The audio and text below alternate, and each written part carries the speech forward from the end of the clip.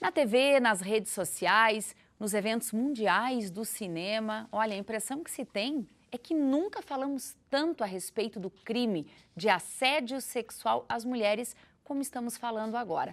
O número de denúncias também é o maior já registrado. Bom, a partir de hoje, durante toda esta semana, nós vamos apresentar uma série de entrevistas sobre assédio sexual. E a nossa primeira convidada é professora aqui da UPF, doutora em História, Jaqueline Allert. Professora, seja muito bem-vinda à UPF TV, em uma série que a gente pretende contribuir com a nossa cidade, com a nossa região sobre esse assunto. Eu queria começar lhe perguntando, professora, o que a história nos apresenta sobre o desempenho da mulher, sobre o papel da mulher? Entrando no tema que vocês estão contemplando, que é o tema do assédio, porque são várias áreas de atuação, né, para a gente abranger. Então, o tema do assédio em especial, que é o tema da semana, ele tem ganhado evidência, sim, nos últimos meses, nos últimos anos. Mas ele tem ganhado evidência de uma fração da sociedade, né, das mulheres. Atrizes, como foi um movimento, está havendo um movimento do Me Too. Atletas, né, agora os atletas homens também, mas sobretudo isso incide sobre as mulheres. Né. Isso não quer dizer, mesmo o aumento dos números de denúncia, isso não quer dizer que as questões elas ou estão aumentando ou que os problemas estão... Isso quer mais evidenciar que há uma conscientização agora, crescente, século XXI, há uma conscientização das coisas estarem erradas, estarem caminhando erradas há muito tempo. Não podemos criar a impressão, então, de que o problema está sendo resolvido. Esse problema teria começado quando, professora? Isso pode ter a ver, por exemplo, com Adão e Eva? Claro que sim. No sentido de ter a Bíblia nisso como um elemento. A gente teve, há pouco tempo atrás, um juiz em Portugal que absolveu, né, uma pena baseado na Bíblia de adultério e de agressão, enfim.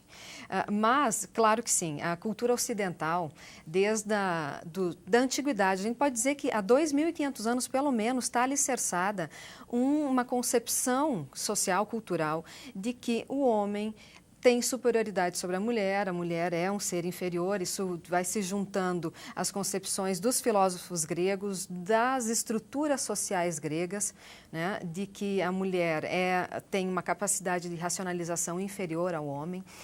Depois, com um conjunto teológico hebraico, em que a mulher é responsável por causar o mal, em que a mulher carrega em si a dissimulação. Aí nós vemos, claro, essas questões de Adão e Eva.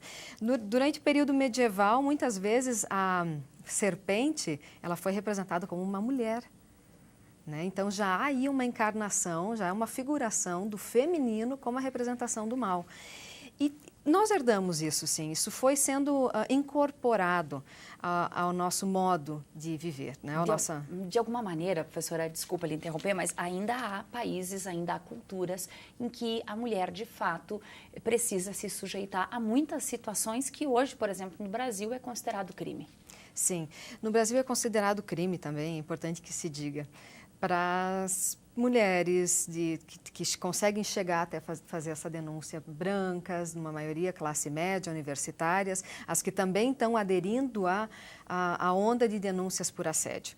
Mas, de um modo geral, a violência contra a mulher, as situações de assédio, elas são muito recorrentes, como foram recorrentes no decorrer da história, né? Porque elas estão naturalizadas em gestos que hoje, muitas vezes, a vítima não se percebe como vítima, o agressor não se percebe como agressor.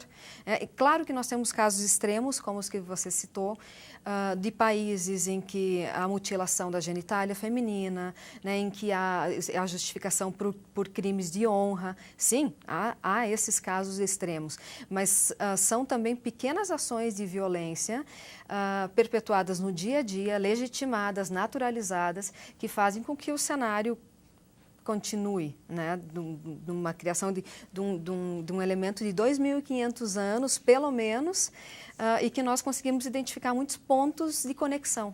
Professora Jaqueline, para a gente concluir essa ideia, para onde a gente caminha, levando em conta essas diferentes realidades do mundo, esse movimento recente, o que se pode prever para o futuro?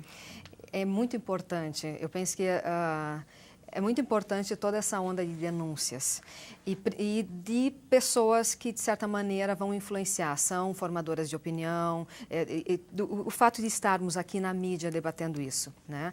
A questão é para onde se caminha. Por uma conscientização, penso eu, de que todos percebamos, não somente as mulheres, mas os homens percebam também que não é natural, não é engraçado nós termos adesivos nos carros em que um homem laça uma mulher com a corda, nós passarmos piadas pelo WhatsApp em que a mulher está sempre sendo subjugada ou que está sendo rotulada de algo inferior ou que legitime uma dominação, legitime o assédio por uma questão de hierarquia. Então, nós caminhamos para uma conscientização maior, sim, mas ainda é necessário observar esses pequenos elementos que fazem com que a gente naturalize isso. Não, isso não é certo, isso é violento, né? Isso não se faz com outro ser humano. Professora, muitíssimo obrigada pelas informações. A sua entrevista aqui é só a primeira, é a que introduz o tema. A gente vai falar sobre esse assunto a semana toda. Amanhã, por exemplo, na série de entrevistas, a nossa convidada é a professora aqui da UPF, doutora em Direito, coordenadora do Projur Mulher e Diversidade, a professora Josiane Petri Faria. Professora, muitíssimo obrigada. Eu que agradeço. Uma ótima semana para você. Obrigada.